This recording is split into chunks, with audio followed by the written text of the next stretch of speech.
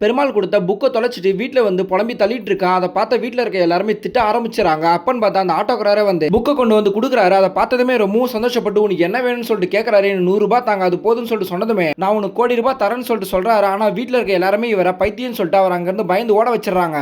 Night பெருமாளுக்கு ஒரு பூஜையை போட்டு அந்த புத்தகத்தை 100 கோடி ரூபாய் பணம் வேணும்னு சொல்லிட்டு எழுதி வீட்டு ஃபுல்லா தேடி பார்க்கறான். திடீர்னு பார்த்தா வானத்துல இருந்து ஓட்டை உடச்சிக்கிட்டு ஒரு பாக்ஸ் வந்து விழுது. அந்த சத்தத்திலேயே எல்லாரும் வந்து பார்க்கறாங்க. அதுக்குள்ள 100 கோடி ரூபாய் பணம் இருக்கும். அப்ப கூட இவன் சொல்றதை நம்பாம அதை வச்சு பெரிய வீடுலாம் கட்டிடுறாங்க. ஆனா அந்த ஃபங்க்ஷனுக்கு அந்த போலீஸும் ஹோட்டலோட ஓனரும் வந்திருப்பாங்க. ஆனா ஹீரோவை பார்த்து இவ்வளவு பணம் எப்படி வந்துச்சுனே தெரியலன்னு சொல்லிட்டு இவனை கேவலமா பேசுறாங்க. அதனால இவர் கோவப்பட்டு போலீஸ் பொண்ணுங்க விஷயத்தை தப்பா நடந்துப்பாரு. சோ அந்த இடமே இல்லாம பண்ணிடுறாரு. அந்த ஓனர் வச்சிருக்க பணத்தெல்லாம் முடியாதவங்களுக்கு இவரே எழுதி கொடுக்குற மாதிரி அந்த புத்தகத்துல எழுதி வச்சிருப்பாரு. சோ பணத்தெல்லாம் காலி பண்ணிடுறாரு. அந்த ஆட்டோக்காரருக்கு கொடுக்குறேன்னு சொன்னா 1 கோடி ரூபாய் பணத்தை கொடுத்துட்டு போறாரு. அவர் ஏற்கனவே ரொம்ப கஷ்டமா இருப்பாரு. இவரை பார்த்ததுமே ரொம்ப சந்தோஷப்படுறாரு. ஆனா போகும்போது ஒருத்தருக்கு திடீர்னு ஆக்சிடென்ட் ஆயிடுது. அதை பார்த்ததுமே இவர் அந்த புக்ல அவரோட பேரெல்லாம் எழுதி சொன்ன விதியை மறந்து காப்பாத்துறாரு. அதனால யமதர்மராஜாக்கும் இவருக்கும் பெரிய சண்டையே வந்துருது. அப்ப அந்த புத்தகத்தையுமே அவரோட பேக்ல வைக்கிறதுக்கு பதிலா அவரோட பையனோட ஸ்கூல் பேக்ல தெரியாம வச்சிடறாரு. அதே டைம்ல ஒரு ஹோட்டலுக்கு சாப்பிடலாம்னு சொல்லி போறாங்க. பார்த்தா அந்த ஆக்சிடென்ட்ல காப்பாத்துற பையன் லவ் பண்ண பொண்ணை கத்தியாலே வெட்டி ராசோ அந்த பொண்ணையை காப்பாத்தலாம்னு சொல்லிட்டு புக்கை தேடி பாக்குறாரு. ஆனா காணாம போயிருக்கு. இப்பதான் இவருக்கு தெரியாம பையனோட பேக்ல வச்சுதான் ஞாபகம் வருது. ஸ்கூலுக்கு கிளம்பி போறாரு.